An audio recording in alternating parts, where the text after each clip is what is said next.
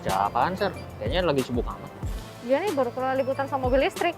Lah, emang mobil listrik nerobos banjir gak nyetrum gitu?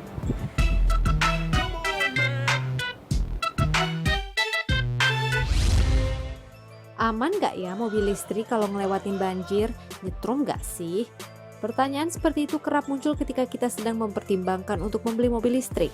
Selain faktor anggaran dan jarak tempuh baterai, dan jawabannya sudah tentu aman. Berbicara mengenai keamanan sistem kelistrikan tentu berkaitan erat dengan baterai. Baterai berfungsi sebagai sumber tenaga mobil listrik, biasanya menggunakan jenis lithium ion dan memiliki fitur isi ulang. Baterai pada mobil listrik biasanya disusun secara seri dan paralel dalam wadah khusus yang tahan guncangan dan kedap air. Ya biasa kalau banjir kan ada ada yang putus, biasanya kabel PLN kan biasanya di situ koslet Pak. Ya itu biasa Pak, ini dikhawatirkan seperti itu. Tapi secara ini teknologi sebenarnya jauh sebelum di launching itu kan sudah dipertimbangkan Pak. Semua sudah diprotek Pak sebenarnya. Nah, tinggal tingkatan proteksinya kayak yang tadi saya bilang waterproof itu kan ada IP berapa. Ya kan ada yang diprotek cuman nggak bisa masuk debu Pak. Air kalau cuma percikan juga nggak akan bisa masuk, kecuali kalau direndam baru masuk. Nah, ada tipe 66, 67, biasanya semakin tinggi IP proteksinya itu lebih aman terhadap air.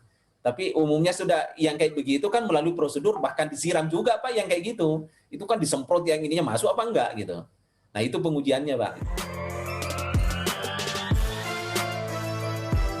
Berbeda dengan mobil konvensional, komponen pada mobil listrik jauh lebih sederhana. Selain baterai, setidaknya ada 3 komponen utama lain pada mobil listrik, yaitu motor listrik, inverter daya, dan sensor kecepatan elektronik. Untuk lebih yakin mengenai keamanan mobil listrik, tim CNN Indonesia mendatangi salah satu perusahaan taksi yang mengoperasikan unit mobil listrik. Oke, di Bluebird kita mengoperasikan 2 tipe EV. Ya. Satu adalah ini untuk yang reguler taksi, kemudian satu lagi untuk yang Silverbird tipe ini. Nah, kalau kita bicara mengenai aman nggak sih electric vehicle itu, apalagi di musim hujan, apalagi di Indonesia, di Jakarta yang sering banjir gitu ya. Mari kita lihat, komponen utamanya EV adalah baterai.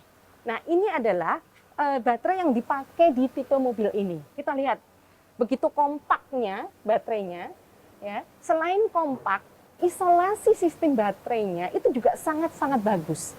Sehingga air tidak memungkinkan untuk masuk. Jadi jangan takut kalau misalnya kita menerjang banjir, bagaimana? Air tidak akan masuk ke dalam sistem baterai. Pertama itu. Yang kedua, kalau toh airnya masuk, di dalamnya ini juga ada yang namanya water level sensor. Kalau misalnya airnya bisa sampai masuk, maka begitu dia mencapai level tertentu, maka semua sistem kelistrikan akan mati. Ya, jadi jangan takut apakah akan menjadi terbakar dan yang lainnya. Itu tidak terjadi. Meski secara teknologi cukup aman, Bintarti tetap tidak menganjurkan pengemudi untuk menerabas genangan air yang melebihi setengah roda. Karena, sama seperti mobil konvensional, air tetap dapat mempengaruhi komponen di luar sistem kelistrikan, seperti sistem pengereman dan pengendalian mobil. Tim Liputan CNN Indonesia, Jakarta.